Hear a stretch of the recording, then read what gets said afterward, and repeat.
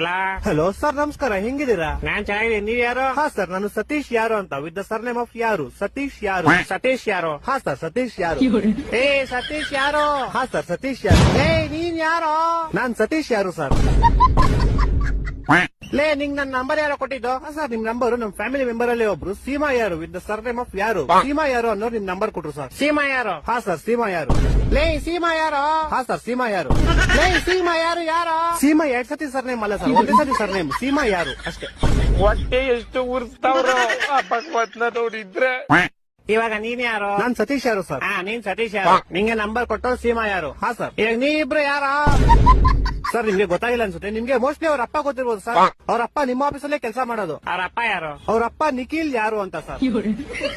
ಇವಾಗ ಈ ಬೇವರ್ಸಿ ನಿಖಿಲ್ ಯಾರು? ಸೀಮಾ ಯಾರು ಅವ್ರ ಅಪ್ಪ ಸರ್. ಸೀಮಾ ಯಾರು? ಯಾರು? ಸೀಮಾ ಯಾರು ನಮ್ ಕಸಿನ್ ಸರ್. ನೀನ್ ಯಾರು? ಸರ್, ನಾನು ಸತೀಶ್ ಯಾರು ಸರ್.